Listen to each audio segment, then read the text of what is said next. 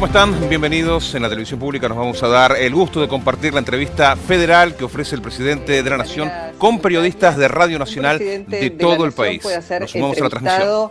Por 11 colegas, en este caso de la radio pública, en diferentes puntos de la República Argentina, y es un esfuerzo muy importante que hace la radio pública, Radio Argentina al exterior y, por supuesto, la televisión pública, en este intento por consolidar y fomentar lo que es el federalismo.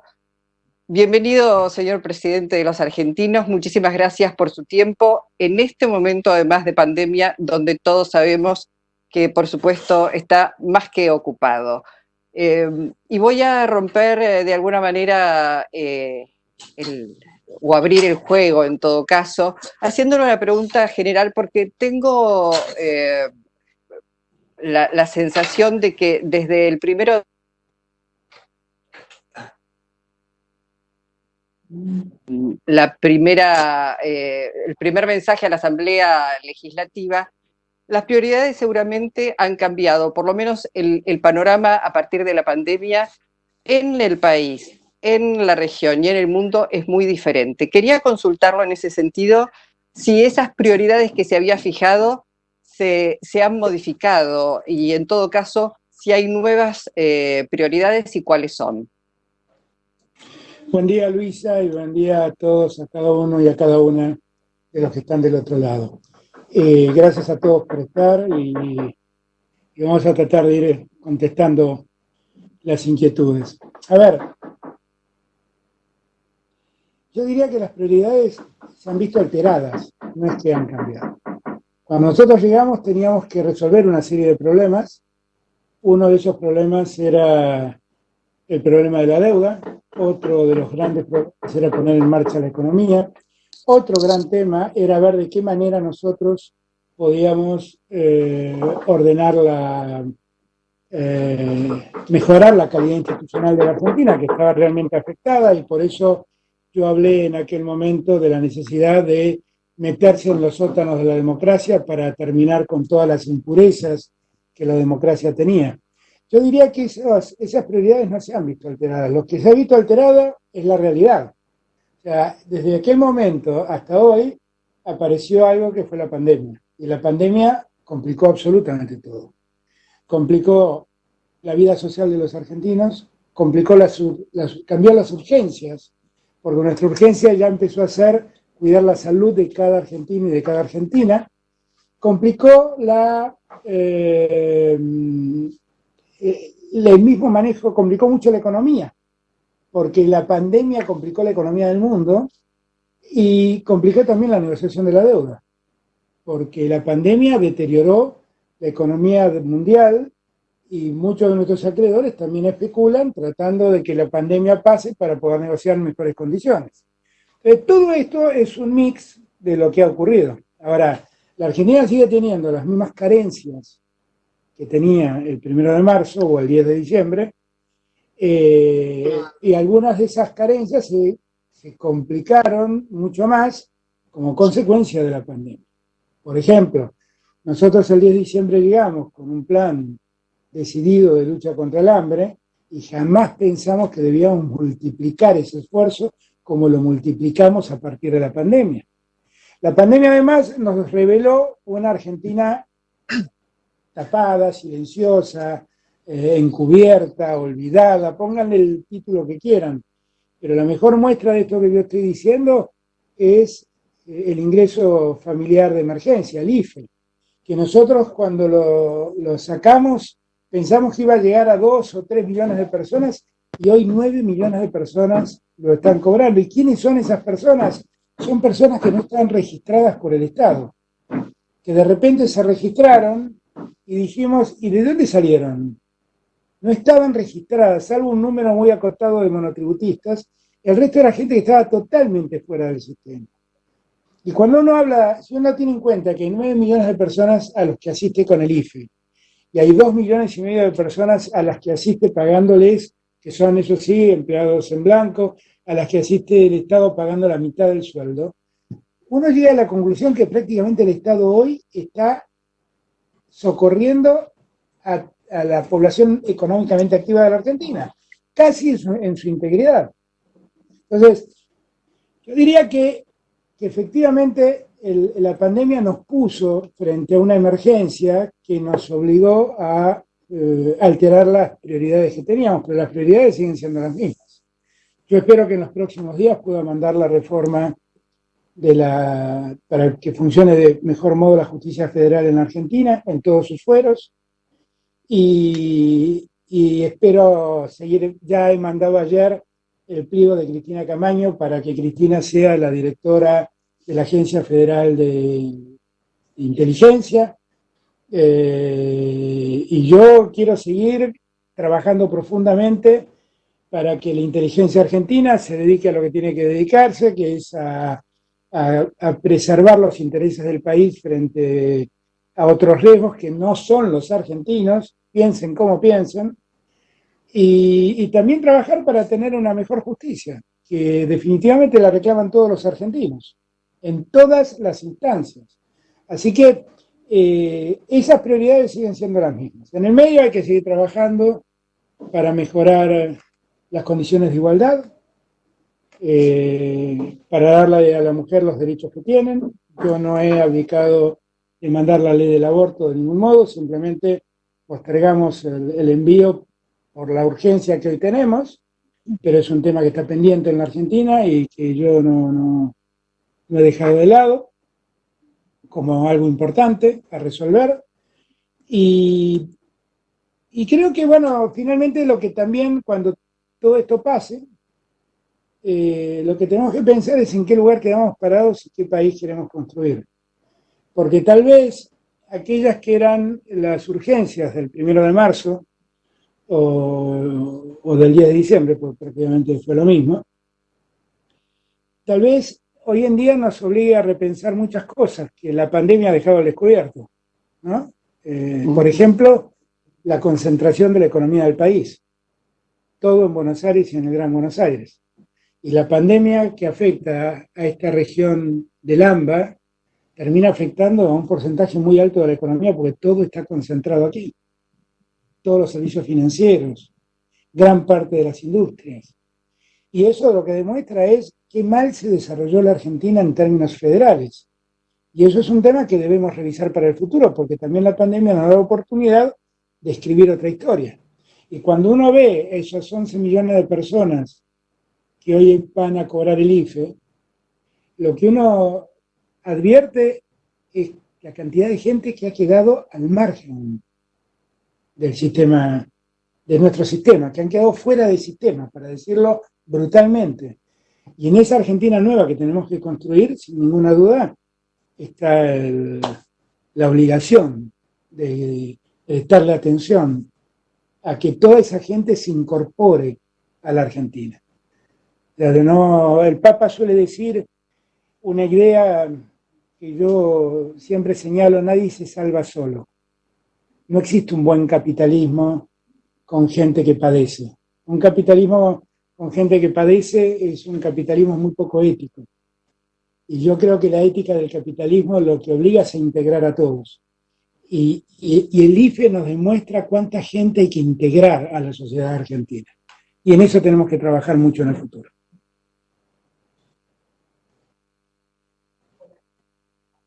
Muy bien, Oscar, desde la provincia de Salta, te estamos escuchando.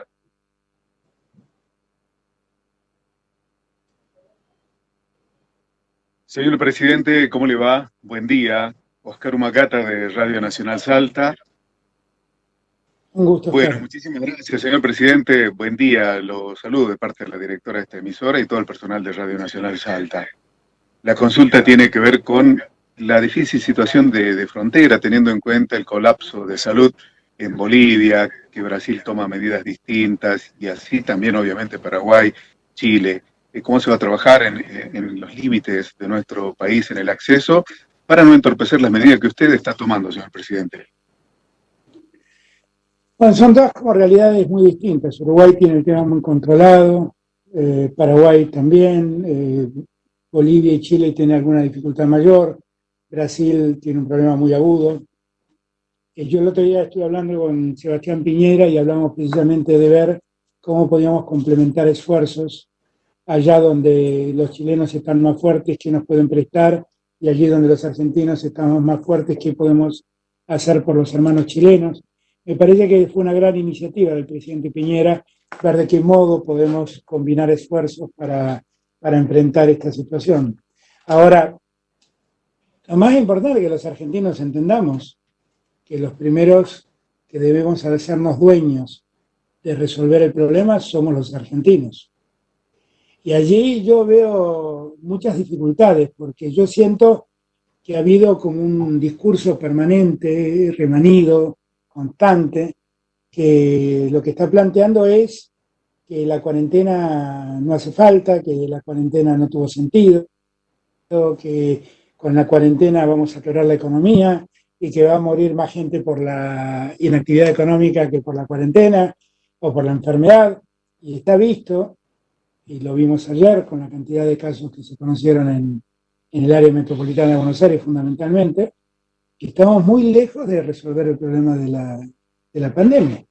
Y sociedades que se han relajado han tenido que dar marcha atrás, porque volvieron los brotes. Y aquello que yo siempre les decía, miren que la pandemia o el virus, el coronavirus, no viene hacia nosotros, sino que nosotros vamos a buscarlo. Bueno, cuanto más apertura hay, más facilidad hay de que el virus circule y nos contagie. Entonces, digo todo esto porque me parece que la primera solución al problema está en nuestras manos, que es entender lo que entendimos al inicio, que hay una sola forma de preservarse frente a la pandemia. La única forma es a través de quedarse en su casa, porque acá lamentablemente la medicina ha vuelto a la Edad Media, cuando ocurrían las epidemias y los médicos, galenos, curanderos de esa época solo recomendaban aislarse. Y aislarse es la única solución que tenemos. Y la verdad es que tenemos distintas realidades. Hay muchas provincias donde la cosa está más controlada, hay provincias donde creían que el tema estaba controlado y se les descontroló, y el área metropolitana de Buenos Aires y Resistencia, que es donde están los dos focos más intensos. Y ahí tenemos que ser muy, pero muy firmes, muy, pero muy duros, y hacerle entender a todos los argentinos que circular es un riesgo enorme. Y por eso, frente a la pregunta de lo que podemos hacer continentalmente con los países de la región, yo le digo, primero tratemos de ponernos de acuerdo a los argentinos sobre la necesidad de preservarnos, sobre la necesidad de resguardarnos quedándonos en casa. Para resolver los problemas de la economía vamos a tener tiempo después. El Estado no va a dejar de socorrer a nadie, como no dejó de socorrer a nadie en todo este tiempo. Pero lo que sí no vamos a poder hacer es socorrer a los que nos dejen. Ellos ya no van a tener retorno. Y escuchaba decir a alguien, en la teoría la Argentina tiene pocos muertos. A mí cada muerto me duele una enormidad. Y no quiero contar muertos, quiero contar vidas. Entonces espero que la Argentina, y fundamentalmente los que son más vecinos míos, los porteños y la gente del Gran Buenos Aires, entienda la necesidad de volver a quedarse en casa para volver a ordenar un poco las cosas. El crecimiento del uso de camas hospitalarias en los últimos días ha sido muy importante. Y todo el esfuerzo que hicimos era precisamente para que nadie se vea privado de la atención hospitalaria. No vaya a ser que porque todos nos relajamos y porque sentimos que nadie cercano se enfermó, llegó la hora de salir a correr, de salir a tomar una cerveza, de salir a ver vidrieras, no vaya a ser que por eso todo el esfuerzo se vuelva inútil. Así que yo insisto con esta prédica, porque me preocupa. Esta mañana estuve con mi médico, que es director médico de un sanatorio privado, y me decía que en los últimos 15 días la cantidad de casos en ese sanatorio se multiplicó por 5 en la ciudad de Buenos Aires. Entonces, esa es una enorme preocupación que tengo. Y que, insisto, antes de ver cómo congeniamos con los vecinos de América Latina, veamos lo que tenemos que hacer nosotros. Buenas tardes, presidente. Los saluda Fabiana Pérez de Radio Nacional Río Turbio en la provincia de Santa Cruz. Es el placer de saludarlo. Encantada. Es el placer saludarlo y bueno, llegarle el cariño de los vecinos de la cuenca carbonífera de 28 de noviembre en Río Turbio y también de nuestros oyentes de la región de Magallanes en el sur de Chile. Muchísimas gracias, Fabiana. Presidente, sabemos que el Estado Nacional está planificando para lo que será la pospandemia, la recuperación de la patria, y entendemos que en esta planificación se planeará y se planteará la reactivación de la economía del país y la reactivación de las obras públicas estratégicas en el país, en todo el país. En el caso de Santa Cruz, nosotros tenemos obras que están vinculadas con la generación de energía. Por un lado tenemos las represas sobre el río Santa Cruz y por otra parte tenemos la finalización de la obra de la termoeléctrica que hace poco pasó a la órbita de la empresa ICRT. Además de, como decíamos, otras obras estratégicas, otras obras públicas estratégicas en el resto del país. Presidente, ¿cómo será este trabajo? Y por otra parte, ¿está incluida en la agenda de prioridades post-pandemia? La economía de la post-pandemia es una economía básicamente movilizada por el Estado. Claramente lo es. O sea, nosotros estamos ya proyectando planes de incentivos para la inversión y gran parte del incentivo va a estar dado por la obra pública. ¿Okay? O sea, nosotros lo que estamos buscando es reactivar la obra pública y básicamente también reactivar la construcción de viviendas, algo que ya empezamos con María Eugenia Bielsa. Y estamos desarrollando un plan en todo el país. Y para nosotros la obra pública es un eje central de la reactivación. Eso no significa que vamos a depender solo de lo que el Estado haga. Nosotros también estamos preparando programas para incentivar la inversión privada a través de créditos blandos. Y en eso estamos trabajando. Y lo estamos haciendo ya, porque estas salidas mías al interior del país, que ahora se han frustrado un poco por lo que está pasando en el área metropolitana, la verdad lo que buscaba era que básicamente empecemos a poner ya en marcha parte de esa obra pública. Y en muchos lugares ya lo hemos podido hacer. Lo hemos hecho en La Rioja, lo hemos hecho en Formosa, lo hemos hecho en Santiago, lo hemos hecho en Tucumán, lo hacemos permanentemente en Buenos Aires. Y bueno, habrá que ir a Santa Cruz. En Santa Cruz empezamos a ordenar el problema de las minas de Río Turbio con la llegada de Aníbal, que ya está trabajando a full y que me tiene permanentemente al tanto de lo que está ocurriendo. Pero no tengan ninguna duda que el día después estamos preparados para que el Estado se ponga al frente de la obra pública y para que la actividad privada encuentre recursos para invertir y hacer crecer la economía. Gracias. Presidente, muy buenos días. Francisco Peralta de Radio Nacional Esquel. Bueno, un saludo de todos los trabajadores e integrantes de las radios públicas de toda esta región de la Patagonia. Presidente, un gusto. Bueno, con respecto a la renegociación de la deuda, su gobierno ha manifestado, ha reiterado la voluntad de intentar llegar a un acuerdo con los acreedores externos, pero a la vez ha dicho que no va a postergar, digamos, que no va a permitir la postergación de la Argentina. Y en este sentido le pregunto, atendiendo a la gran situación, a la gran crisis que se vive a nivel mundial, ¿en qué medida, digamos, cuánto puede influir esa negociación con los acreedores externos y sus tiempos para que se pueda empezar a reactivar la economía tal cual lo estaba planteando usted recién, y a la vez, digamos, poder pensar cómo puede empezar a ponerse en marcha esos objetivos de reactivación que usted se plantea? Yo siempre planteo, primero para quitarle como un poco de dramatismo al tema, que cuando nosotros llegamos el 10 de diciembre, la Argentina estaba virtualmente en default, porque el reperfilamiento que había propuesto el gobierno anterior era decir no puedo pagar. Y desde que nosotros llegamos, cumplimos con las obligaciones que habían en el medio y empezamos a plantearle a los acreedores una renegociación seria. Esa renegociación avanza como toda negociación, entre tironeos. Y vamos avanzando y nosotros tenemos la confianza de que podamos encontrar un punto de acuerdo con los acreedores. Para eso seguimos trabajando. Es una negociación y por lo tanto ninguna negociación es fácil.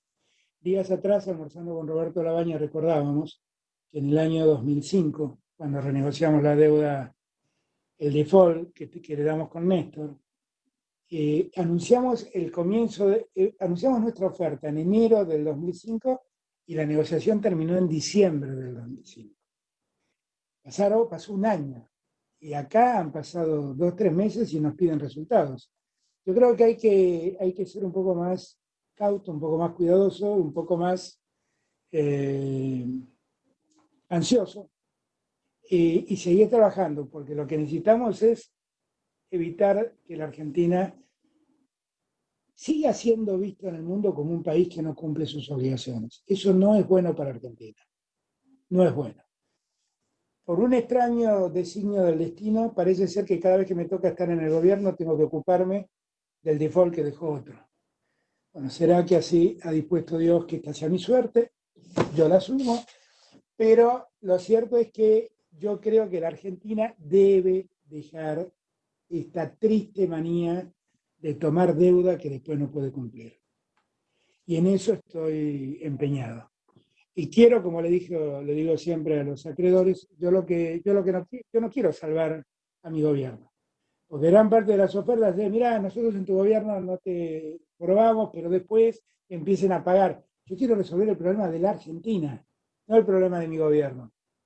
Yo finalmente seré alguna página en la historia que estará escrita, espero que con cariño, en la historia de los argentinos, pero seré solo una página. La historia de la Argentina seguirá. Y yo lo que quiero es que en esa historia que venga no tengamos que seguir discutiendo esto. Porque es muy penoso como país, cada 10, 12, 14 años, volver a discutir cómo te pago lo que me endeudé. Y en este caso fue un endeudamiento de una enorme irresponsabilidad, que la responsabilidad alcanza a todos, al que tomó la deuda y al que se endeudó. Eso me parece que no es una buena idea. Así que yo espero que pronto eso lo podamos resolver. Ahora, si vos me preguntás, ¿cuánto va a cambiar? Mira, la verdad es que la Argentina hoy no tiene crédito, no tiene acceso al crédito, nos tratan como si tuviéramos el default desde antes de que lleguemos nosotros. Eso le pasó a Macri. Acuérdense que a Macri ni siquiera el fondo le terminó de dar el crédito que le había prometido. No es un problema nuestro, es un problema que viene de aquel entonces, ¿no? Pero bueno, nos vamos a volver a levantar. Yo estoy seguro que vamos a poder encontrar un acuerdo y nos levantaremos nuevamente. Y espero que si alguna vez me toca volver al gobierno, sea sin default. A ver si cambia mi destino alguna vez. Señor presidente, buenos días. Marcelo Ayala de RAE, Radiodifusión Argentina al Exterior. Un gusto saludarlo. ¿Qué tal? Muy bien. Hago un poco de publicidad de nuestra radio, si lo permite, porque nuestra radio nació allá por 1949, se llamaba CIRA, fue inaugurada por nada más y nada menos que el presidente Perón y con discurso inaugural de la que era su esposa Eva Duarte. Así que ese CIRA después fue cerrado con el golpe del 55 y en el 58 toma el actual nombre de Radiodifusión Argentina al Exterior que llevamos adelante. Nosotros, bueno, tratamos las noticias argentinas y las llevamos a todo el mundo. Las llevamos en 8 idiomas, el nuestro, en el castellano, en italiano, en francés, japonés, chino, alemán, inglés. Y verdaderamente este evento comunicacional del cual somos parte hoy va a ser difundido por nuestra emisora en todos estos idiomas, contando que todas estas radios públicas de toda la República Argentina pudieron charlar con el presidente de la República, así que por supuesto el agradecimiento. Saludo del director de la emisora, el saludo de los colegas, las compañeras y los compañeros. Y bueno, como diría Cerati, vamos a dar una vuelta por el universo, porque el nuestro es el mundo, y queremos preguntarle sobre la cuestión internacional. Usted, tanto en el curso del 10 de diciembre como en el de 1 de marzo, abrió un capítulo sobre las relaciones internacionales Yo quería, por un lado, preguntarle con la relación con Brasil y específicamente con el Mercosur. Y por otro lado, en esta situación excepcional de pandemia, las relaciones con las potencias, sean de América, de Europa, como de China y Rusia. Digamos, cómo es a partir de ahora la relación de la República Argentina en este contexto económico que usted explicaba y de pandemia con esta situación internacional. A ver, yo tengo la impresión que una de las cosas que también dejó la pandemia al descubierto es la ausencia de liderazgos mundiales. O sea, nadie se plantó frente a la crisis con un liderazgo claro detrás del cual se encamine el mundo. Nadie. Y lo que al contrario, lo que vimos es la profundización de un conflicto entre Estados Unidos y China, para sorpresa de muchos de nosotros, porque lo que sentíamos es que no era buen momento para ese tipo de conflictos. Desde siempre yo he creído, desde siempre yo he negado las lógicas del mundo bipolar, ¿no? Y si no creía en la bipolaridad, menos creo en las hegemonías. Y por lo tanto siempre he sido un defensor del multilateralismo. Y yo creo que es lo que la Argentina debe hacer. Vincularse con el mundo teniendo como eje central los intereses argentinos. ¿Eso qué quiere decir? Que tenemos que tener una relación cordial y de armonía con los Estados Unidos, con China, con Rusia, con Francia, con España y particularmente con los países de la región. El Mercosur sigue siendo para mí nuestra casa, nuestro destino común. Y por lo tanto profundizar el desarrollo del Mercosur para mí es central. Me doy cuenta que no es un buen momento para hacerlo porque muchos de los países, o algunos de los países del Mercosur, no está promoviendo lo mismo que yo. Y toman cierta distancia del Mercosur. Pero no es precisamente lo que yo creo que sea bueno para Argentina. Yo creo que la Argentina tiene que seguir haciendo el esfuerzo de lograr que América Latina sea un espacio integrado, más allá de los gobiernos que ocasionalmente están. El otro día lo hablaba con Sebastián Piñera también. Yo cuestionaba un poco la existencia del Prosur porque me pareció una salida, un nucleamiento de países latinoamericanos solo para negar el UNASUR. Y el UNASUR había sido un gran avance, donde Piñera, con su pensamiento, pudo ser parte activo del UNASUR. Y por supuesto nosotros, como miembros del concierto de naciones latinoamericanas, lo que tenemos que respetar siempre es la decisión de cada pueblo, cuando vota y elige. Pero el destino común no debemos perderlo de vista. Yo sigo creyendo mucho en el Mercosur y sigo trabajando para que el Mercosur se integre, para que Latinoamérica se integre en un espacio común, para poder hacer frente al mundo de la pospandemia. Porque en verdad, cuando hablamos de relaciones internacionales, también tenemos que preguntarnos cómo va a ser el mundo de la pospandemia, porque hay demasiadas cosas para preguntarse. Hay que preguntarse si ese capitalismo financiero, que se derrumbó como un castillo de naipes, tiene sentido que siga siendo igual a lo que fue. Porque pareciera ser que ese mundo de ese capitalismo financiero lo que ha logrado es desarrollar una fuerte concentración de ingresos en unos pocos y una gran pobreza en multitudes. Y de repente apareció un virus imperceptible al ojo humano y derrumbó todo. Derrumbó consumidores, derrumbó trabajadores y se llevó puesto al capitalismo. Nosotros estamos muy atentos en ver las curvas de infección y las curvas de muertos y dejamos de ver las bolsas, porque si viéramos las bolsas son más catastróficas que lo que muestran la epidemia o la pandemia. Y uno debería preguntarse cómo tendría que ser el nuevo capitalismo. Porque yo creo que el capitalismo se ha deteriorado y se ha convertido en algo muy nocivo, como siempre digo, el día en que el gerente financiero de la empresa fue más importante que el gerente de producción. Ahí el capitalismo empezó a destruirse y olvidó su sentido ético. Yo siempre rescato el capitalismo, pongo el ejemplo, pero hay miles, el capitalismo que expresó la empresa Ford. Cuando Ford construye los primeros autos, hacen un producto para una élite americana. Y de repente se preguntan por qué los que trabajan en Ford no pueden tener un auto. Y el día que se preguntaron eso, empezaron la construcción de autos en serie, en masa, y empezaron a llegar a todo el pueblo americano.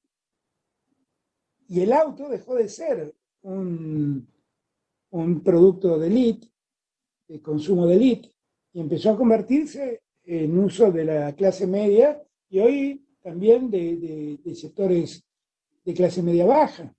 Entonces, ese capitalismo que pensó en invertir para dar empleo, para producir y para vender a multitudes, a números importantes de consumidores, es un capitalismo muy, muy positivo, muy elogiable. El otro es el capitalismo que dice, no, mira, es mucho más fácil invertir en bonos que arriesgar en la producción. Ese capitalismo bajó la producción, bajó el empleo, hizo millonarios muy fácilmente a muchos e hizo pobres a una cantidad infinita de personas. Ese capitalismo, ¿tiene sentido reconstruirlo en el Concierto de las Naciones el día después?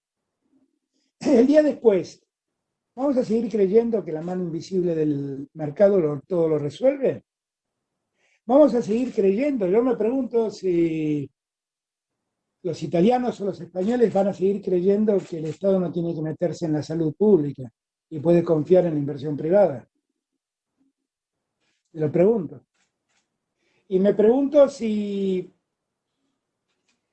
en ese mundo que vamos a querer vamos a seguir desatendiendo la cuestión medioambiental, porque lo que pasó es que en la última conferencia de París sobre medio ambiente, el debate era, no se puede dejar de usar hidrocarburos, porque si dejamos de usar hidrocarburos, el Producto Bruto Mundial puede caer hasta 4 puntos. Y vino el coronavirus y tiró el Producto Bruto Mundial a 10 puntos abajo. ¿Y qué pasó en ese tiempo? Pasó que cuando dejamos de enjaular animales y nos enjaulamos los seres humanos, el mundo se hizo más vivible. Y la atmósfera mejoró, y las aguas mejoraron, y empezaron a aparecer especies que estaban escondidas de nosotros. ¿No llegó la hora de que nosotros también revisemos los términos de producción para hacer más vivible el mundo? Creo que es una oportunidad que tenemos única. Y yo siempre digo lo mismo, a mí cuando venían con un problema antes del coronavirus, yo sentía que tenía que ver dónde metía el problema en una hoja que estaba escrita. Pero después del coronavirus, la hoja quedó en blanco, porque todo se ha revuelto. Y como todo se ha revuelto y la hoja está en blanco, empecemos a escribirla de otro modo. Y ese yo creo que es el gran desafío de la comunidad internacional. Eso es lo que hablé la vez pasada con Macron y con Merkel. La posibilidad de que entendamos que tenemos la posibilidad de escribir otro mundo, mucho más igualitario, mucho más justo. Porque el mundo se lleva vidas en el norte y en el sur, en el mundo central y en la periferia. No elige a los pobres esta vez. Y los que se quedaron sin atención médica, porque los sanatorios privados se vieron atiborrados de gente, fueron los países del mundo central. En Nueva York iban los camiones frigoríficos a cargar cadáveres. ¿Y de qué sirvió ese modelo? Sirvió de poco y nada. Entonces, yo creo que es una gran oportunidad para que el mundo repiense cómo construirse. Y el mundo de la desigualdad y del desequilibrio social no apareció en La Matanza, apareció en París con los chalecos amarillos. Entonces, yo creo que es hora de que pensemos seriamente qué tipo de mundo queremos y en qué mundo queremos vivir. Presidente, buenos días. Nicolás Fassi de LRA7, Radio Nacional Córdoba, celebrando esta oportunidad que nos brinda de escuchar a los que estamos de la General Paz para este lado. Y usted en la pregunta de la colega al principio hablaba de urgencias que se modificaron a raíz de estas furias inoportunas, podríamos llamar, a la pandemia, pero hay un tema muy caro a los sentimientos del argentino, que es el tema de Malvinas. Y usted lo nombró al tema en la apertura de las sesiones legislativas, y Malvinas es uno de los pocos puntos de coincidencia en cuanto a hitos históricos que tenemos los argentinos. Es una herida que no está cerrando bien, no ha cerrado bien y hay mucha deuda. En ese sentido quisiera consultarle, ¿cuál va a ser la relación con el Reino Unido de Gran Bretaña? Y también hablaba recién de ser más sustentable, cómo defender también la Pampa Azul, el mar argentino, dentro de la cual se encuentran las Malvinas. Nosotros acabamos de mandar un proyecto de ley que fija los nuevos límites de Argentina, aprobados por Naciones Unidas. Y allí la proyección del mar argentino avanza. Obviamente tenemos el conflicto con el Reino Unido por la usurpación de nuestras islas. Y esa sigue siendo una demanda constante de la Argentina, sobre lo que no vamos a ceder. Lamentablemente en los 4 años que me precedieron, hubo cierto retroceso, para ser generoso en la definición, del gobierno anterior, que no le puso el énfasis que el tema merece sobre la reivindicación de la soberanía argentina sobre esas tierras. Y eso facilitó el avance del Reino Unido en esas tierras y consecuentemente en el mar adyacente a las tierras. Pero nosotros lo que estamos trabajando es para convertir el problema de Malvinas en una cuestión de Estado y en trabajar claramente para seguir demandando el reconocimiento de la soberanía argentina sobre esas tierras. La verdad es que en este punto no le pido permiso al Reino Unido, porque a juicio de Argentina, el Reino Unido está usurpando tierras argentinas. Y en eso nosotros no vamos a ceder, ni claudicar, ni tener buenos modales.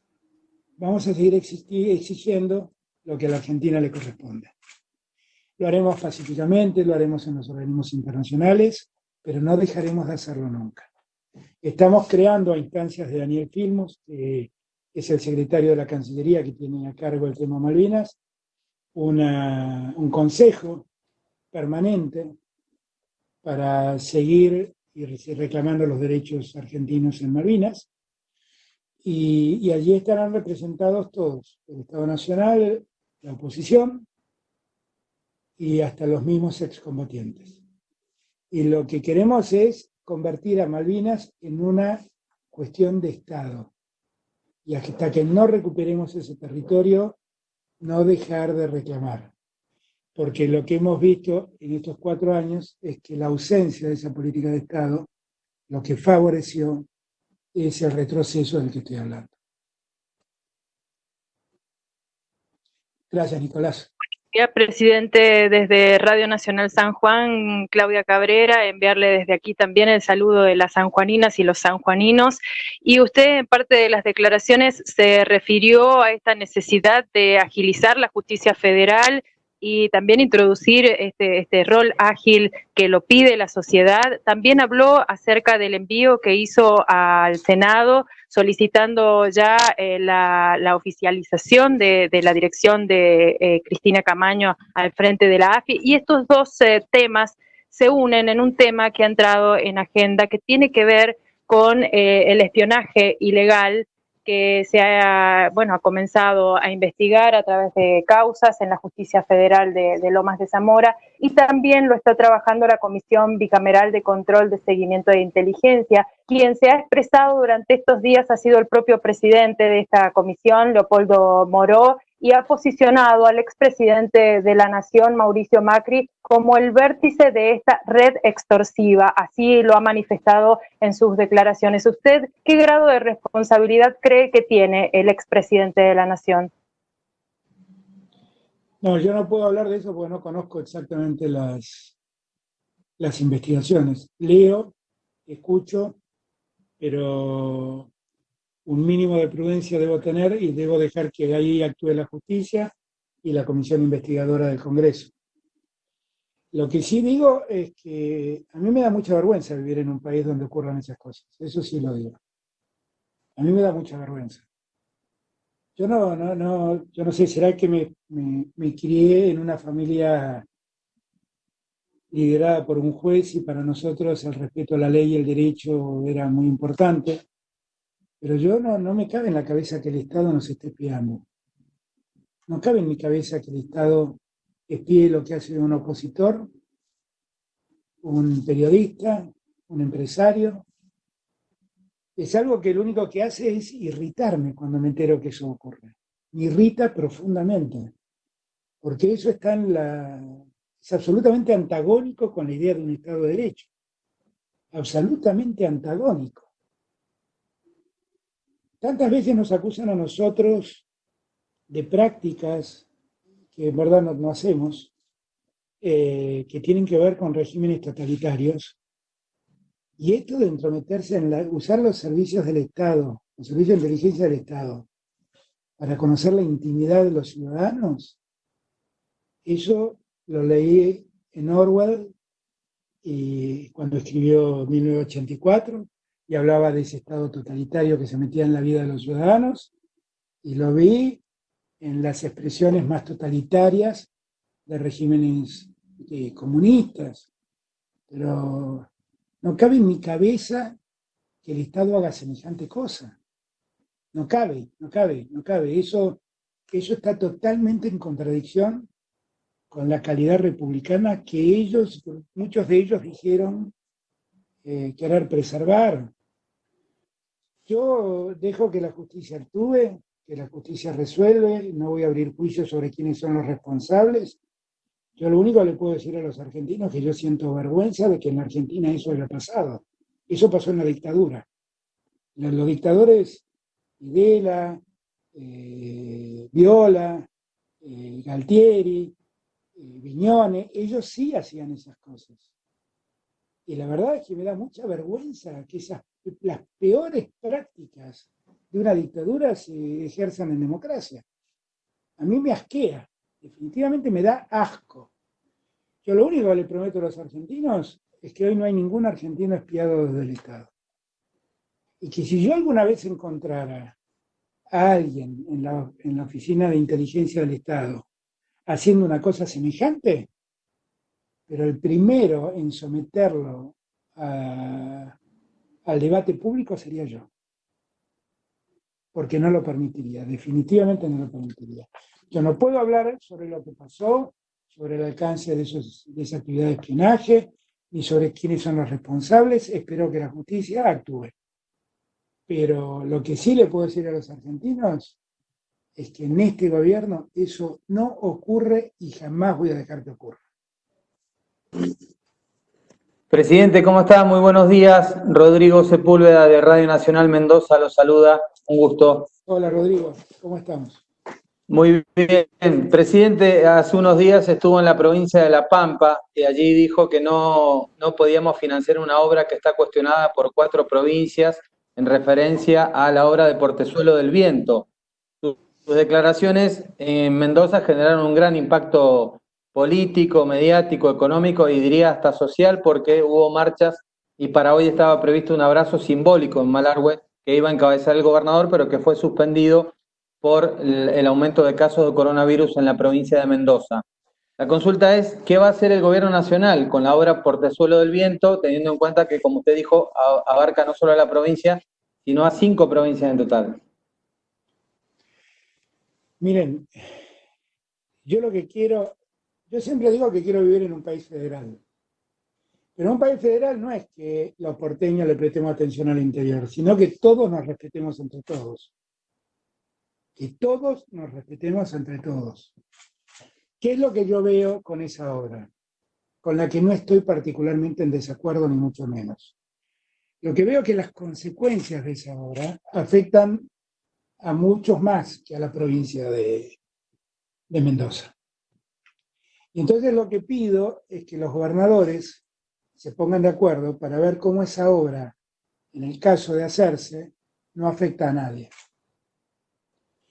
Y estas cosas se pueden hacer, porque se podría hacer sobre la construcción de Portezuelo del Viento una administración conjunta de las provincias que se vean afectadas.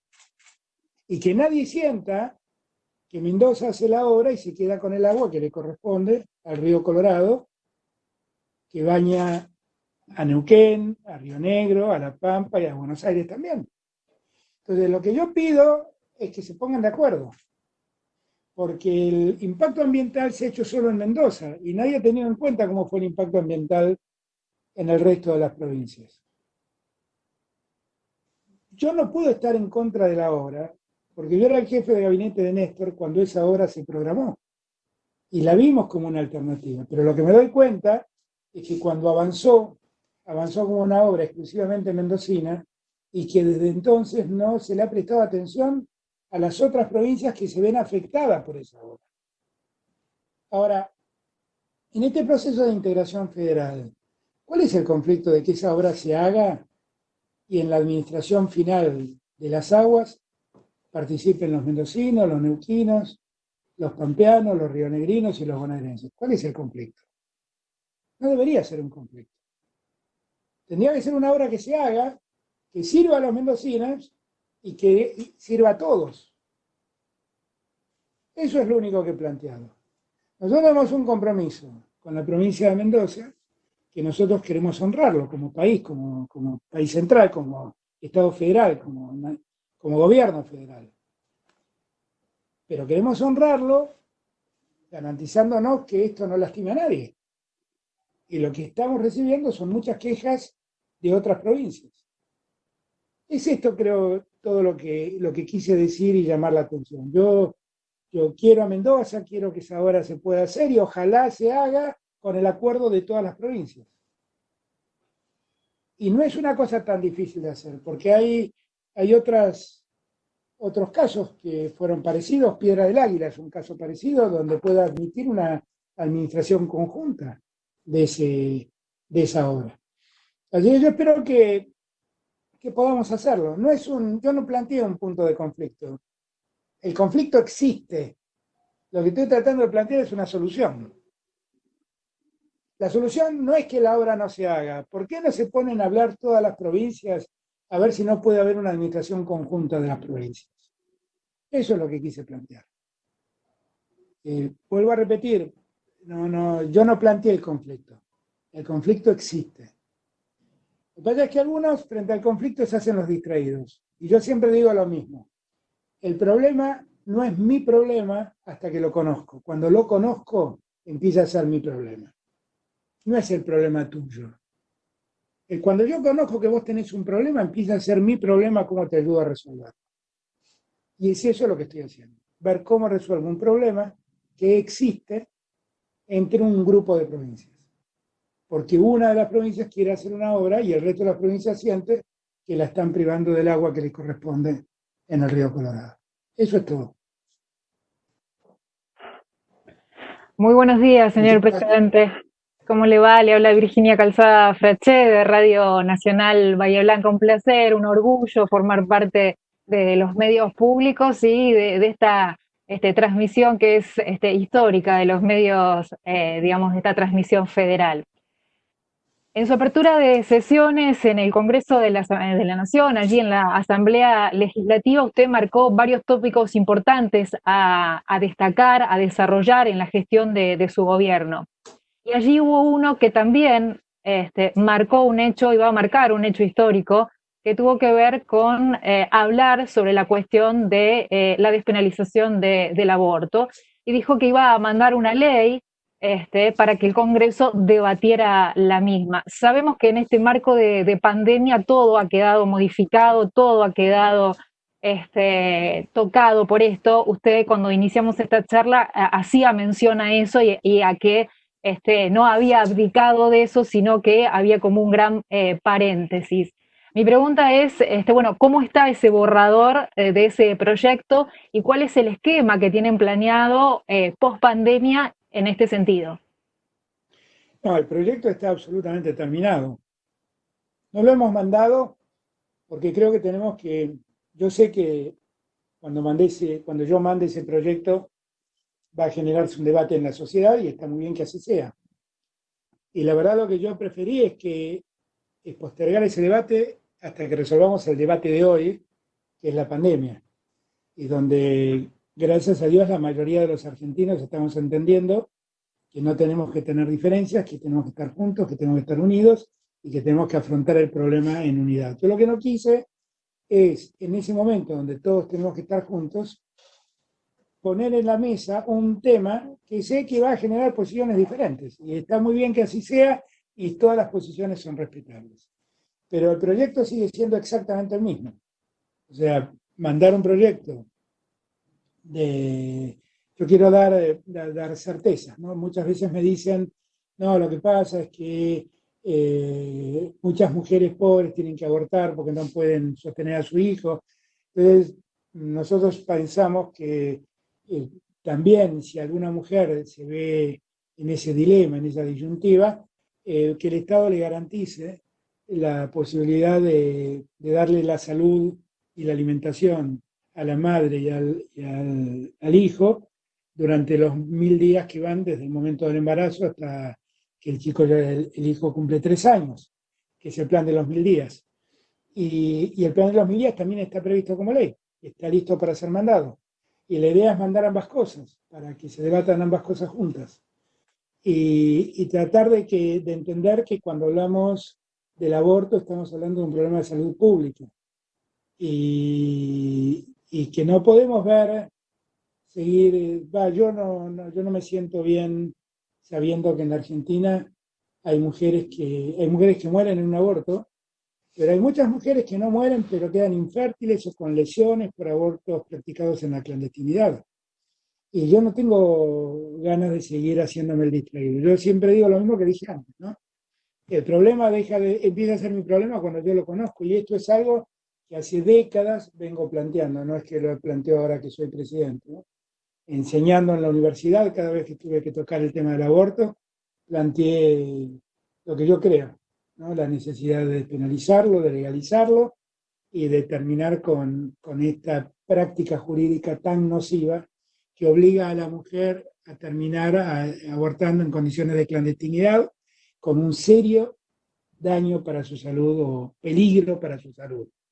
Así que nosotros, en cuanto las aguas estén un poco más quietas y estemos con el temple necesario para poder entrar en un debate de esa naturaleza, voy a mandar el proyecto. No creo que pase mucho tiempo más, espero que no pase mucho tiempo más. Virginia de Michelis lo saluda, ahora otra Virginia de Michelis desde ET14 Nacional Paraná. Un gusto, presidente. Muchas gracias por esta oportunidad, tanto a usted como a las autoridades de Radio Nacional. Para nosotros es muy importante. Quiero mandar un saludo cordial a usted y a todos los argentinos que nos sintonizan a través de la televisión pública y de las distintas emisoras en nombre de todos los entrerrianos. Quiero contarle que mi pregunta apunta hacia los jóvenes. Yo cuando tenía 17 o 18 años soñaba con ser periodista y acá estoy entrevistándolo a usted. Seguramente usted soñaba con estudiar leyes y recibió su título de abogado, pudo ser profesor universitario también, no sé si soñó con ser presidente.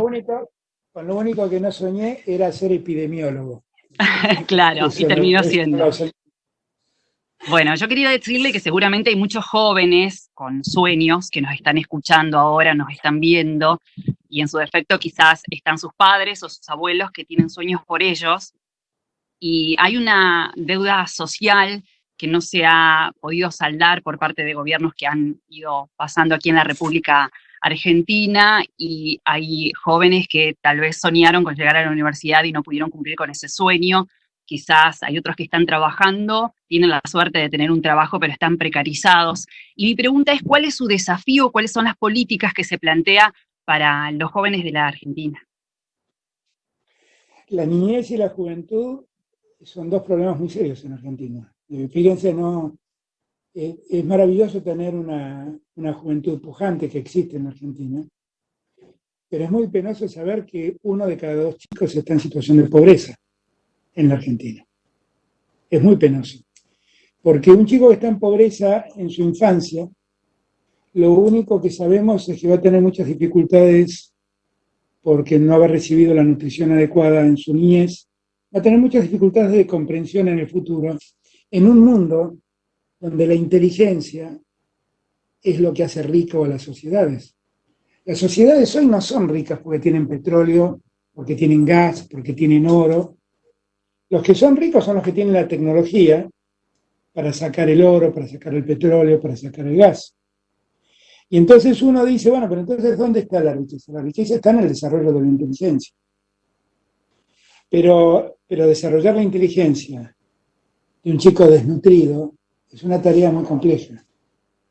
Y nosotros tenemos muchos chicos subalimentados en la Argentina, que van a tener problemas de comprensión en el futuro, precisamente en un momento en el que el mundo exige inteligencia para poder desarrollarse. Para mí el mayor desafío es que ninguno de esos chicos pase hambre. El segundo desafío que tengo es algo que vengo repitiendo en estos últimos tiempos muchas veces. Es terminar con la desigualdad entre los chicos. Porque no es verdad que el mérito es lo central para poder llegar. Yo no sé cómo fue tu caso, pero te voy a contar el mío. Yo pude estudiar porque estaba en una familia de clase media alta. Y tenía un padre que era juez y me incentivaba a estudiar. Y tuve la suerte de ir a la educación pública. Toda mi educación fue pública, primaria, secundaria y terciaria. Y tuve la suerte de aprovecharla. Ahora,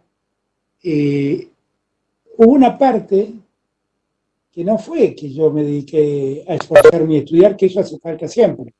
Como vos seguramente te esforzaste para cumplir tu objetivo de ser periodista.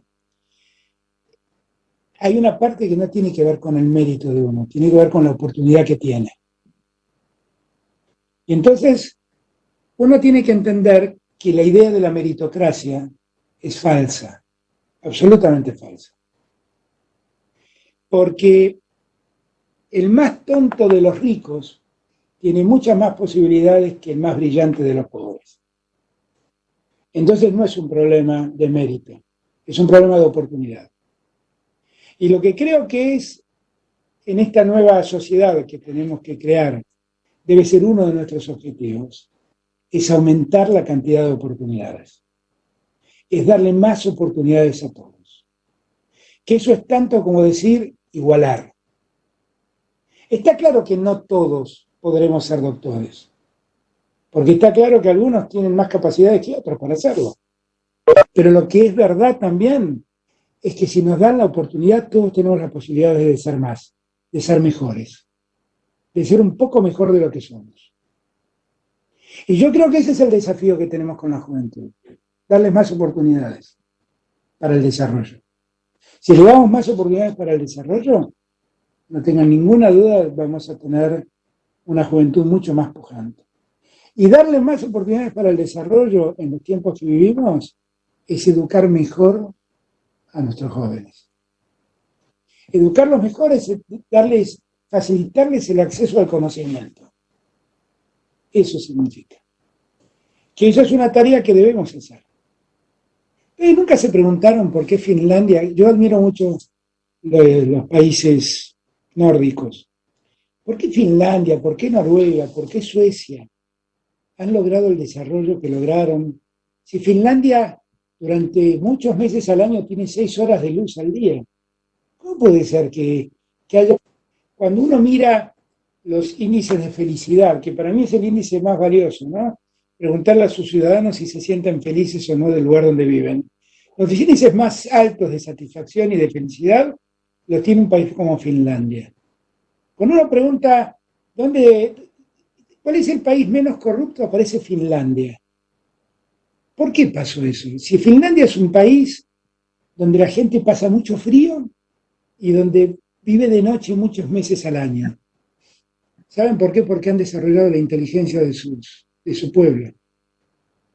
Y han desarrollado la tecnología. ¿Y por qué Noruega hoy es el segundo productor de gas europeo? Porque Noruega detectó que tenía en su mar gas, pero no lo explotó hasta que desarrolló su tecnología para explotarlo. Y entonces se hizo dueño del conocimiento para sacar el gas. Y hoy Noruega está en Vaca Muerta trabajando. Y es una empresa del Estado, ¿eh? Entonces, cuando uno ve esas cosas, para mí esos son los modelos que hay que seguir. Yo sé que somos latinos y no nos parecemos en nada a los finlandeses y a los noruegos. Pero lo que sí sé también es que podemos aprender de ellos mucho, mucho, mucho, y que tenemos que aprender de esas lógicas mucho para poder ser una mejor sociedad. Cuando a mí me dicen, ¿qué país tenés como referencia? Todos esperan que uno conteste, yo quiero ser como Francia, quiero ser como Alemania, quiero ser como Estados Unidos, quiero ser como Cuba, quiero ser como Venezuela, quiero ser como Rusia, quiero ser como China. Yo quiero ser como Finlandia, quiero ser como Noruega. Son países donde además el Estado está muy presente, y donde la responsabilidad ciudadana para con el Estado es muy alta. Ese es el desafío que yo tengo que proponerle a los jóvenes, que quieran construir un país como esos. Porque es posible que lo hagamos, ¿eh? No es imposible. Está en nosotros. Muy bien, señor presidente, nos vamos acercando al final de esta entrevista. El turno es de Sonia Tesa, de LRA5, Radio Nacional Rosario, que estamos advirtiendo que está con un problemita de conectividad. Sonia, ¿nos estás escuchando? Luisa, ¿quedás al mando? Sí, cómo no. Bueno, una pena, pero que no esté Sonia con nosotros, pensando en Rosario, señor presidente, sobre todo porque mañana es el Día de la Bandera y seguramente, ya lo ha avisado usted, que no va a poder estar presente, seguramente lo hará de manera virtual para todos, no solamente los rosarinos, sino también obviamente los santafesinos, ¿no es cierto? Antes de que... Creo que volvió sí. Sonia, no sé si volvió Sonia. ¿Volvió? ¿Está Sonia? Pues la estoy viendo ahí, Bueno, medio entonces, entrecortada, pero... ¿estamos escuchando, Sonia? No. No, hay una dificultad, parecería. Perdón, sí. Luisa, Presidente, también... Se entrecorta, lamentablemente se entrecorta. Así es, Luisa. Bueno, Sonia Tesa de LRA5, Radio Nacional Rosario. Buen día. ¿Está escuchando, presidente? Yo a Luisa la escucho, a Sonia la escucho entrecortada y la veo medio congelada en la imagen. Bueno, seguimos. Bueno, primero, obviamente, pedirle un saludo para Santa Fe también y para los rosarinos particularmente, porque decíamos mañana es el Día de la Bandera, no va a estar presente, presidente, así que bueno, tomo de alguna manera la posta de Santa Fe y Rosario y le pedimos ese saludo que seguramente va a ser mañana mucho más extensivo. Sí, bueno, a ver, estamos en el año del general Belgrano, ¿no? Este año se cumplen 200 años del nacimiento de don Manuel Belgrano y 150 años de su muerte. Y Belgrano fue una figura inmensa, ¿no? Inmensa que tiene la Argentina. Un hombre de una preparación cultural excepcional y de un coraje pocas veces visto, ¿no? A veces me pienso, ¿no?, que es como si vinieran a mí y me dijeran ponete un traje de general y anda a pelear al norte a defender a la frontera argentina, y que tuviera el coraje de hacer semejante cosa. Bueno, semejante cosa le hizo Belgrano, ¿no? Era un abogado. Un hombre que era un abogado y que se animó a ir a pelear contra las tropas realistas, y costó mucho allá en el norte. Después recibió el auxilio de San Martín, después recibió el auxilio de alguien que fue tan importante para la independencia argentina y que días atrás conmemoramos su muerte, que fue don Martín Miguel de Güemes. pero ese coraje de Belgrano, que lo hizo estar además en momentos enormes de la Argentina, porque él además fue uno de los miembros de la primera junta y uno de los personajes centrales del levantamiento del 25 de mayo, fue un hombre que se vistió de militar y se fue a pelear para defender la independencia argentina. Y en el camino tuvo que crear una bandera para poder identificar a su ejército. Y por eso nosotros conmemoramos el día de su muerte, conmemoramos el día de la bandera. Yo creo que este día de la bandera es un día de recordación de Belgrano, fundamentalmente, que fue, insisto, un líder prototípico de la Argentina, un líder prototípico. Y como tal, siento que debemos recordarlo en un momento donde los argentinos necesitamos de esos ejemplos para hacer un país mejor. Qué mejor que recordarlo a Belgrano, como recordamos a Güemes y como siempre recordamos a San Martín, personajes inmensos que nuestra historia ha dado.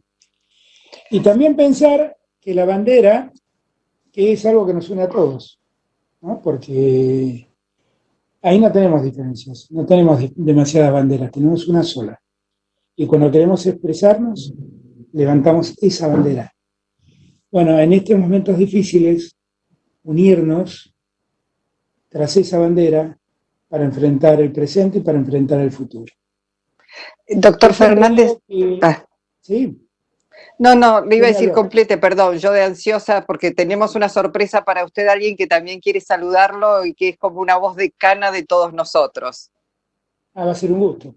Pero termino con esto. Seguramente mañana, cuando salude a los argentinos por el Día de la Bandera y recuerde todo esto que estoy recordando hoy de don Manuel Belgrano, va a ser una buena oportunidad para que los argentinos reflexionemos y entendamos que tenemos una única bandera que enarbolamos y que eso es lo que más nos une, que es lo más importante en este tiempo. Bueno, ahora sí, aprovechamos, es como decimos una voz decana, no solamente de locutores, locutoras, periodistas, hombres y mujeres, sino es una voz decana en la radio pública. Estamos hablando de Héctor Larrea, quien ya lo saluda, doctor Fernández. Héctor.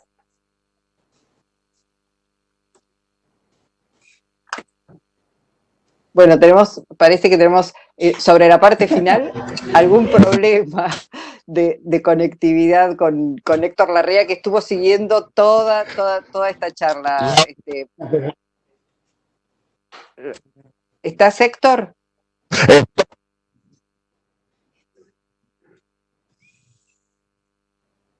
¿Cómo le...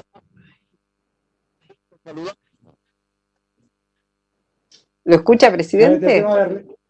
Yo la escucho a Luisa y estoy ansioso de escucharlo a Héctor.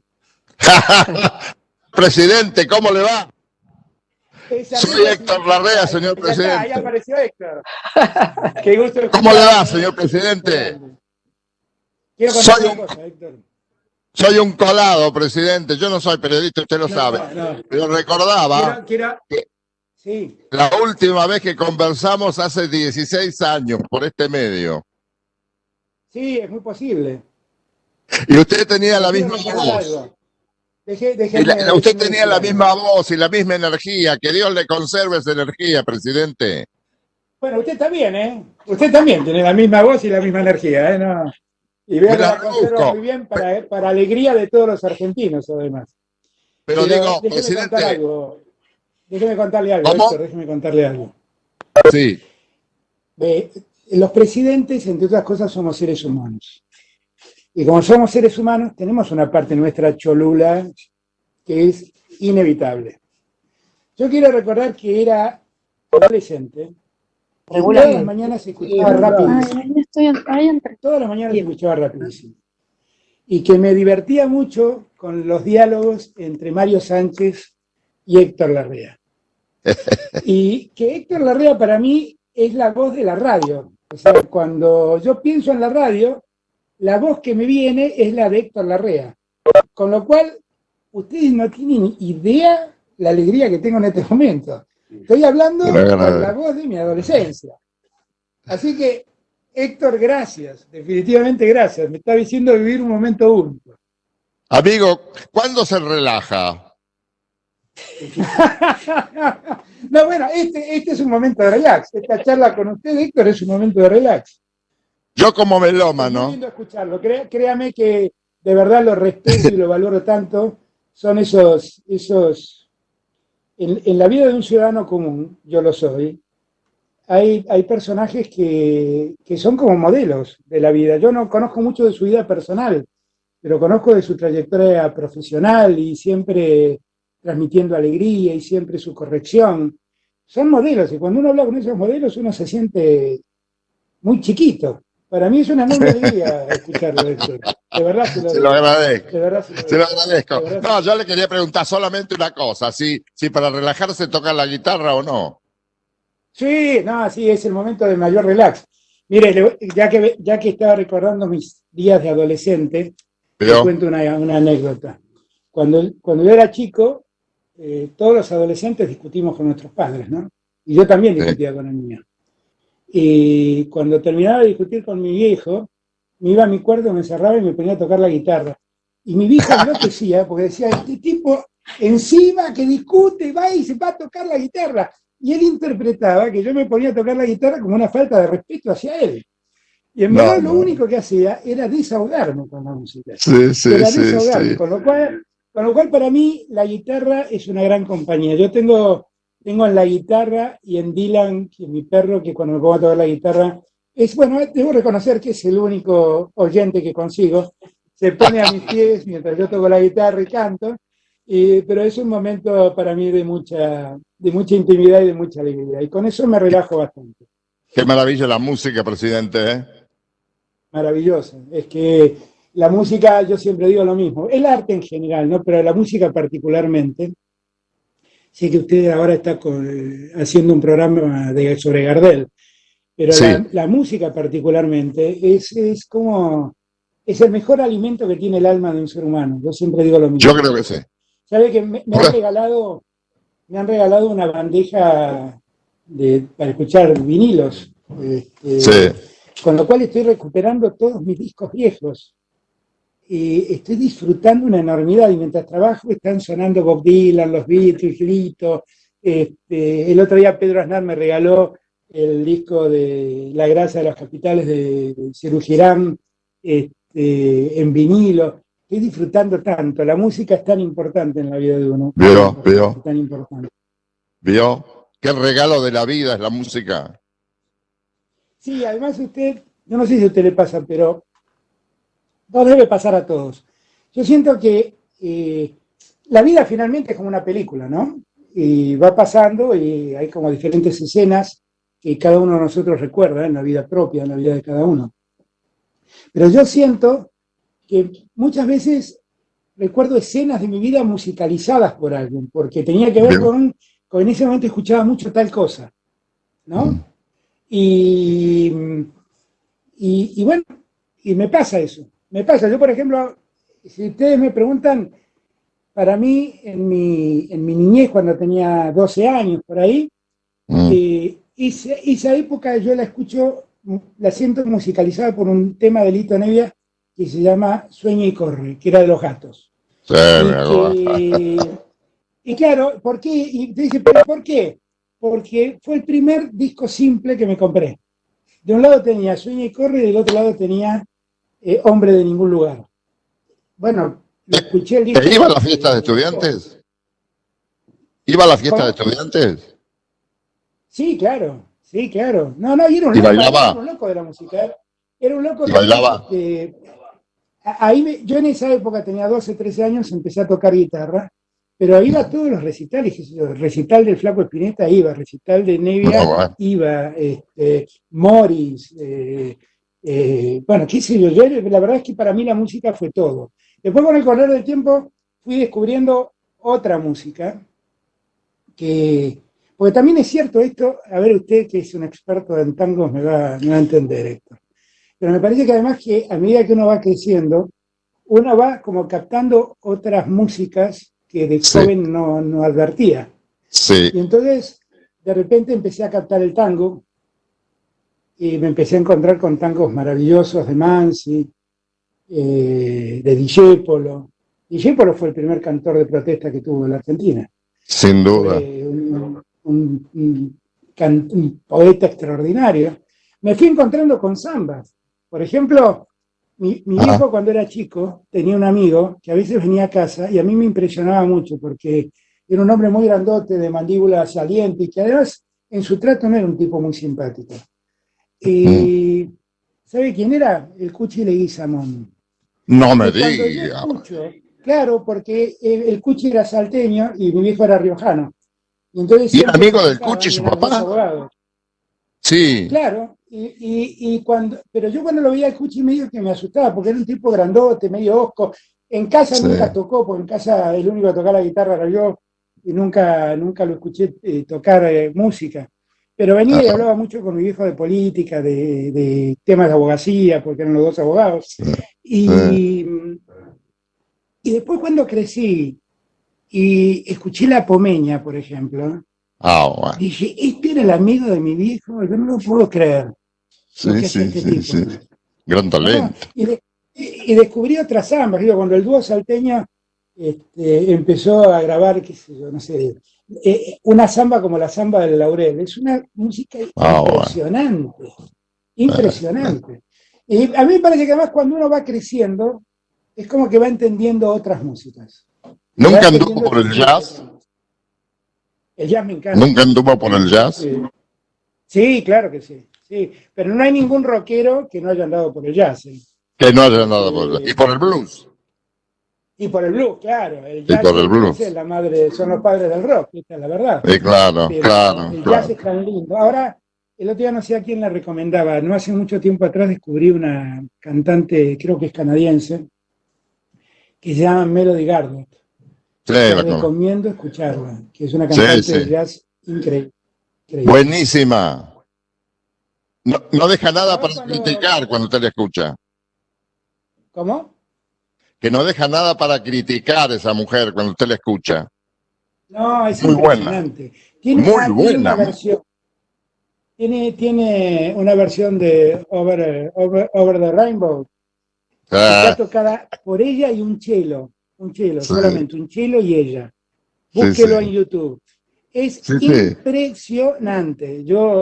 Es la mejor versión que escuché de ese tema, que tuvo mil. Además veo qué linda las voces del cello. El cello tan parecido al ser humano. Impresionante. Jefe, no lo entretengo más. Espero que no pasen 16 años antes de hablar de nuevo. Sigamos hablando de música, que es mucho más lindo que todo lo que me proponen hablar sus colegas. Sigamos hablando de música. Digo, le recomiendo a Miles Davis. Un genio, ¿no? Bueno, pero le recomiendo a Miles Davis. Yo estoy ya casi completando toda la discografía de Miles Davis. Es una cosa impresionante también. A usted le va a gustar Miles Davis. No, pero soy un loco, tengo un montón de discos de él. No, claro, pero eso ya es un clásico, Cuando yo hablo de Melody Gardot, te estoy hablando de una novedad. Pero no, yo sé. Es un clásico, no, por favor. No, eso ¿Tiene el Kino Blue? ¿Tiene el disco Kino Blue? Lo tiene, sí. El que grabó con el quinteto. Sí, claro. Con Bill Evans. Con Bill Evans tocando ese es un músico maravilloso. Es uno de los músicos preferidos de Nevia, además. Usted sabe que soy muy neviero, ¿no? No sé si se lo han contado, pero soy un... es un genio su amigo, ¿eh? Es un genio, claro, yo siempre digo lo mismo. Lito es un capo. Y lo que ha hecho con ese sello de discos, ha hecho cosas que nadie había hecho y que lo ha dejado para la cultura nacional. Absolutamente, no. Lito es un personaje aparte. Es mi amigo, quiero aclarar, pero haciendo abstracción de lo que lo quiero como amigo, Lito es un modelo de conducta. Hay un tema de Nevia que se llama Yo no permito. Y la letra dice: yo no permito que me impidan seguir. Yo los invito a que me vean seguir. Y si lo digo es porque estoy convencido que para lograr algo hay que insistir. Y yo leo ese verso y siempre digo a Lito, esto sos vos. Porque además Lito hizo, no solamente es el padre del rock en español, ustedes ven con ella, en España me encontré con un libro de rock, historia del rock, y allí daban cuenta de que Lito Nevia y Los Gatos fueron el primer grupo del mundo que hizo rock en español. Y él, con lo cual es un hijo del rock, no cabe duda, pero fue el primero que se animó a fusionar al rock con otras músicas. Y entonces un día cantó el bohemio y lo puso a Domingo Cura tocando el bombo. Y un día se juntó con Astarita y González, que eran dos músicos de jazz, hizo el trío más maravilloso que tuvo Lito. Y un día se puso a fusionar con el bossa nova, el rock, y hay muchos temas que hizo con los músicos del centro que tienen toda esa onda bossa novesca. Lito es un músico maravilloso, un creador increíble, una cabeza privilegiada y un modelo de conducta. Yo siempre digo lo mismo, porque además muy buen arreglador. Ese sello discográfico nació para no transar con las multinacionales de la discografía. Sí, señor. Esa es la realidad. Él editó cosas que nadie editó y que eran necesarias. Claro, y sobre el final de su vida, Cadícamo grabó en Melopea, Goyeneche grabó en Melopea. Sí. Espósito grabó en Melopea. Sí, el hermano de Homero. La verdad es que, Virgilio. Exactamente. Virgilio, exactamente. Que tiene una versión maravillosa de un tango que se llama Vete de mí. Sí, que es un bolero, que se grabó como bolero en todo el mundo. Que él lo hace tango. Él lo hace tango. Es un bolero que él lo hace tango. Es maravilloso esa versión. Pero vio qué testimonio extraordinario Virgilio cantando, ¿eh? No hay nada de eso. Es verdad, porque además esa versión que él tiene de Vete de mí, es él tiene una voz ronca y tiene un modo de cantar al estilo Goyeneche, medio habla y medio canta, ¿no? Sí. Y además toca bien el piano. Un genio, sí. No, ¿Te acuerdas? Son esos personajes que uno de repente, uno se pregunta si Dios te da una oportunidad de ver a 10 personas, ¿a quiénes verías? Bueno, obviamente están los padres de uno, que es otra parte, ¿no? Pero fuera de ello, a 10 artistas y esos tipos uno quisiera volver a verlos. A Goyeneche, a Virgilio Espósito, a qué sé yo, a Mercedes, volver a ver a Mercedes. Bueno. Volver a ver a Piazzolla. Qué grande. 10 minutos con Piazzolla y mi vida es otra. Sí. Son personajes únicos. Qué ciclo el de Luis. Qué impresionante el ciclo de Astor, ¿eh? Sí, Maestro, absolutamente. espero que no pasen 16 años para que hablemos de nuevo. No, la próxima invítame a escuchar a Gardel y comentamos algunos temas de Gardel juntos. Una sola cosa le quiero preguntar, una más. Déjame, Luisa, una más. Usted que toca la viola, ¿qué guitarristas argentinos reconoce? Es difícil porque mis guitarristas son generalmente guitarristas de rock. Pero a mí me impresionaba mucho cómo tocaba la viola Cacho Tirao.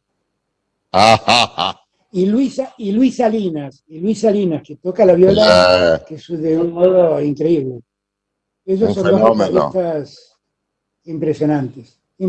Cacho Tirao es tu ¿Cómo se llamaba también el guitarrista que tenía en el quinteto Piazzolla?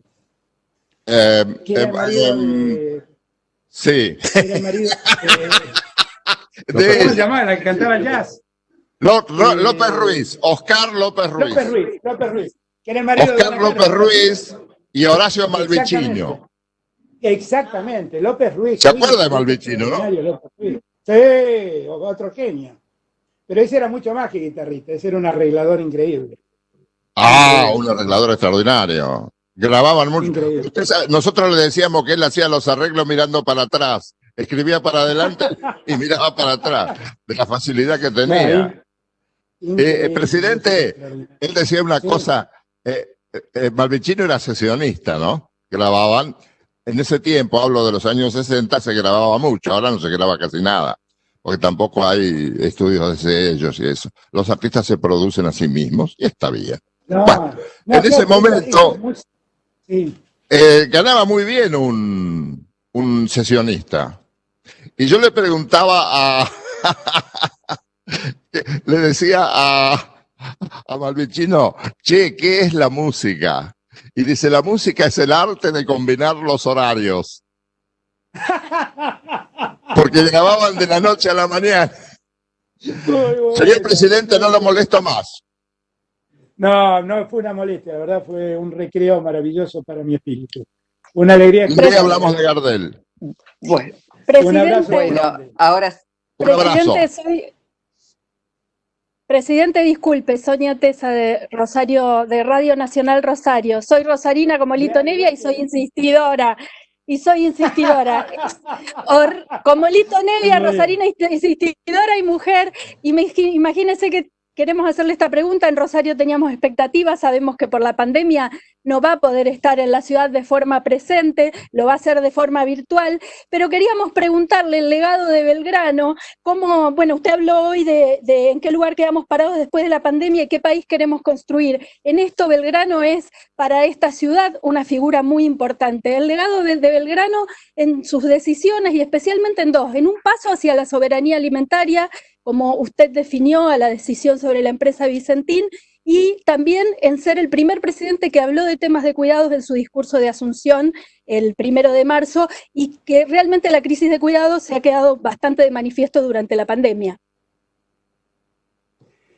¿A qué llamamos crisis de cuidado? A toda esta sobrecarga que tenemos generalmente las mujeres. Usted habló en su discurso de Asunción. Sí, no, entendía. Bueno,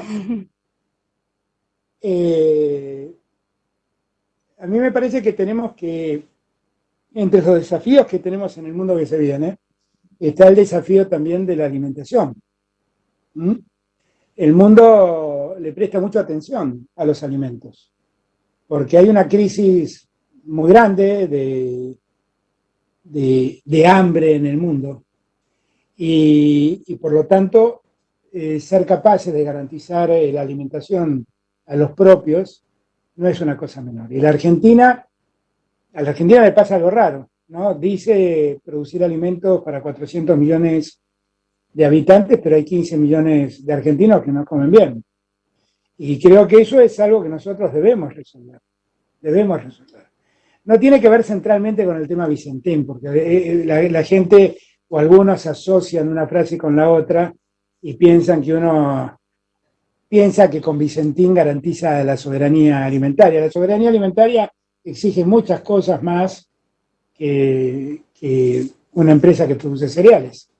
Ahora, lo que creo sí es que nosotros tenemos que trabajar mucho para que toda la actividad agrícola y ganadera y cerealera, que en alguna medida tiene que ver con la alimentación, porque, por ejemplo, la soja no está en la alimentación de los argentinos centralmente, pero el trigo, el maíz, la avena, todas esas cosas sí. Las carnes, nosotros tenemos que empezar a producir granos para alimentar animales y no exportar granos para que otros alimenten animales, y tenemos que tener una mejor producción de carnes. Lo que yo decía era que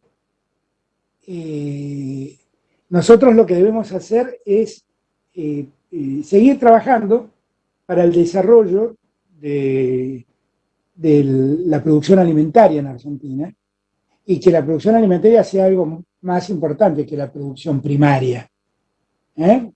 La soja exportada tiene un precio, la soja que alimenta a un cerdo que finalmente se faena y se exporta tiene otro precio. Entonces, cuando uno habla de soberanía alimentaria, habla de garantizar alimentos para todos los argentinos y garantizar que ese mercado de producción de alimentos funcione correctamente. hablando de los cuidados, creo que a esto se refería, nosotros ahora estamos sacando un plan, que es un plan que se llama Potenciar Trabajo, que une todos los planes sociales que existen y se los rearma. Y la diferencia que tiene con algo que hizo el gobierno anterior es que estos planes tienen que tener contraprestación. Y una de las contraprestaciones que se proponen es el pago del cuidado. Las mujeres tienen enormes trabajos de cuidado que nunca han sido pagos. Esta es la realidad. Y que deben ser pagos. Los cuidados de la familia, los cuidados de los adultos, los cuidados de los niños. Son todas tareas que culturalmente se ha creído siempre que son tareas propias de la mujer, y no sé por qué no fueron de los hombres, porque también pudieron ser de los hombres. Y eso siempre estuvo impago. Y nosotros creemos que las tareas de cuidado deben ser remuneradas como cualquier otra tarea que se hace. Y así a ese camino vamos. En este plan que se llama Potenciar Trabajo, el trabajo de cuidado tiene un rol central. Por lo tanto, las mujeres o los hombres que se dediquen a cuidar a otras personas, en la niñez o en la madurez de otra persona, nosotros creemos que ese trabajo debe ser pago. Y por eso así lo estamos promoviendo. Bueno, gracias, presidente, ahora sí aprovecho y en nombre de todos los colegas que participamos aquí en esta entrevista, que como decimos es histórica, es única, simultáneamente los 11 y las 11 pudimos preguntarle, no somos nosotros, en última instancia usted le está respondiendo a las preguntas que seguramente tenían para formularle muchos argentinos y argentinas a lo largo de todo el país y de toda la República, y es importante que esto se pueda lograr por los medios públicos, por la radio pública y la televisión pública. En ese sentido, como trabajadores de la comunicación vamos a destacar el gran esfuerzo de, en este caso, Rosario Lufrano, por supuesto Alejandro Polnesica, quienes están al frente de los medios públicos que lo hacen posible, de todo el equipo técnico que ha participado. Hemos estado trabajando desde ayer para poder lograr que saliera de la mejor manera posible. Ojalá esto se pueda repetir. Nos quedan muchos temas pendientes seguramente por hablar, como los medios y la libertad de información, la libertad de prensa, temas que todavía están, me parece, en debate en la República Argentina, y ojalá pueda hacerse tiempo. Le agradecemos porque este tiempo está destinado no a nosotros, insisto, como comunicadores, sino a todos los argentinos que han seguido, tengo la sensación por los mensajes que he ido recibiendo, muchísimos, con muchísima atención. Es muy importante además de escuchar a un presidente que tiene además conocimientos de historia, de economía, que la cultura no le es ajena y que es parte constitutiva de lo que entiende usted como gestión pública. Así que es muy importante. Y lo último de mi parte, el domingo es el Día del Padre, así que pedirle a ustedes, padres, seguramente lo pasará con su hijo, con Estanislao, quiero suponer, supongo, pero bueno, que le den un mensaje a los padres que lo están escuchando, presidente. Nada, que los padres tenemos la responsabilidad de que nuestros hijos sean mejores que nosotros. Así que tratemos de hacer todo lo necesario para que ellos puedan crecer en una mejor sociedad, en un mejor clima, en un mejor ambiente, en un ambiente de más libertad y de más igualdad. Y me parece que eso es muy importante que lo hagamos, porque yo siempre digo, nuestra sociedad fue una mejor sociedad cuando dio derechos y dio libertades y amplió derechos a gente que no lo tenía. Cuanto más derechos demos y más libertades demos, mejor será nuestra sociedad. Y esa es una tarea que tenemos como padres. Tenemos una labor como sociedad, pero tenemos una labor como padres para educar a nuestros hijos en una senda que rechace cualquier forma de discriminación, cualquier forma de racismo, cualquier forma de... A mí no me gusta usar la palabra intolerancia, cualquier forma de falta de respeto, de no respetar al otro. Esa es la tarea que tenemos como padres, darles libertad a nuestros hijos y que crezcan y que se eduquen, porque allí está el futuro de ellos. Gracias, presidente. No, gracias a todos y todas. Una alegría escucharlos, una alegría haber podido hablar con todos. Gracias a Sonia, que llegó ahí en el estribo, ya había arrancado el tren y corrió y llegó igual. Y de verdad, gracias a todos y a todas por el tiempo que han dispensado para mí. Los abrazo virtualmente a la distancia. Señor presidente, le voy a abrir sobre el final el micrófono a todos para que puedan despedirse. Será algo desprolijo, pero todos quieren saludarlo. Muchísimas gracias por su tiempo y su participación. Luisa, quedas a cargo. Bueno, vamos entonces, comenzamos para hacerlo de manera un poco más ordenada por Oscar Humacata en Salta. Oscar. Bueno, creo que es simplemente despedirse, decir gracias. Un placer, señor presidente, saludarlo de toda la sociedad salteña. Bueno, obviamente esperamos muchísimo que esté con éxito, que podamos muy pronto la situación lamentable que vive. Un abrazo desde Salta de todo el personal de Radio Nacional Salta. Gracias. Gracias, Oscar. Vamos a Río Turbio, Santa Cruz. Bueno, señor presidente, un saludo para usted desde este extremo de la Patagonia, un saludo de parte de todos los que estamos en Santa Cruz, Tierra del Fuego, y bueno, le decíamos también nuestros oyentes de la región de Magallanes, del sur de Chile también. Muchas gracias por esta oportunidad. Muchísimas gracias. Nos quedamos en el sur, Esquel, San Francisco Peralta de Esquel. Gracias, Luisa. Presidente, la verdad es que un gustazo poder conversar con usted.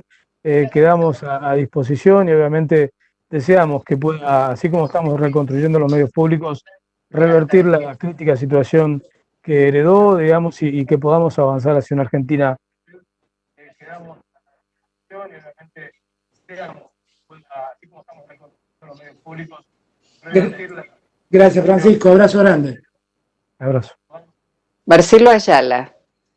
Bueno, señor presidente, el agradecimiento, por supuesto, de todo el equipo de la Radiodifusión Argentina al exterior, el abrazo enorme y el acompañamiento y la fuerza para llevar adelante esta difícil situación y todo su mandato. Un fuerte abrazo de parte de todos los compañeros.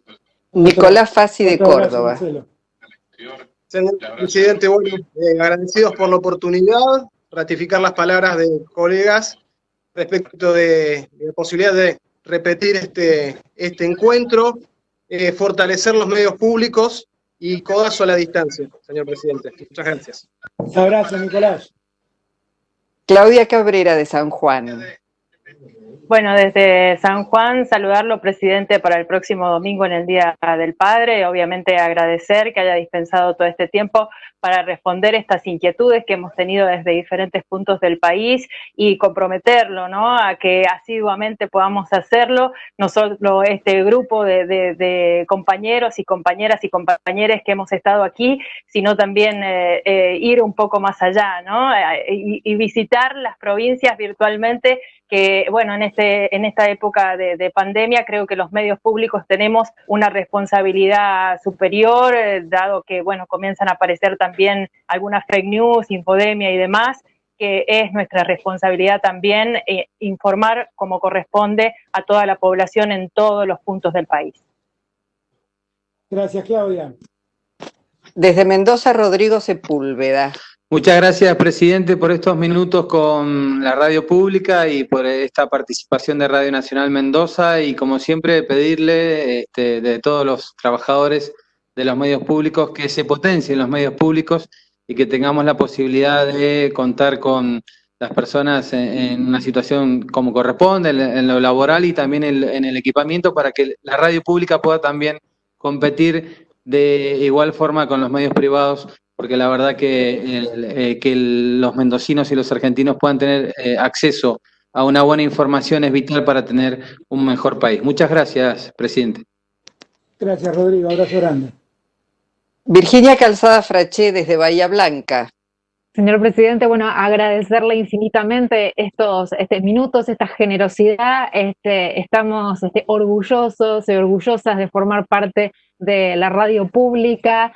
Y la verdad que las autoridades de los medios públicos hayan decidido tener este tipo de encuentros con el primer mandatario nos sorprende, porque veníamos de épocas en que bueno, a los y las trabajadoras de los medios públicos éramos bastante ninguneados, por llamarlo de alguna manera, así que es un profundo placer tener estos contactos y agradecerle a cada uno y a cada una de mis colegas y a usted, por supuesto. Gracias. Gracias, Virginia, un beso grande. Desde Paraná, Virginia de Michelis. Bueno, presidente, agradecerle profundamente esta oportunidad que nos dio a los trabajadores de prensa, de los medios públicos, agradecer nuevamente a las autoridades de Radio Nacional, de la televisión pública. Lo esperamos cuando pase la pandemia y ojalá podamos volver a compartir todos los argentinos un mate. Y decíamos antes con usted, hablábamos de los sueños de los jóvenes. Ojalá que más allá de los colores políticos, del lado de que esté cada uno, usted pueda ser el hacedor de los sueños de todos los argentinos, que podamos tener una sociedad y un país mejor todos. Muchas gracias. Gracias, Virginia, mi mayor Bueno, me informan que el presidente se tiene que ir. Presidente, le agradecemos muchísimo esta participación con Radio Nacional y lo dejamos en libertad. Muchísimas gracias a todos y a todas. Luisa, el cierre para vos. Presidente, gracias. Bueno, nuevamente, presidente, muchísimas gracias. Y gracias, Luisa, también por tu aporte. Muchísimas gracias.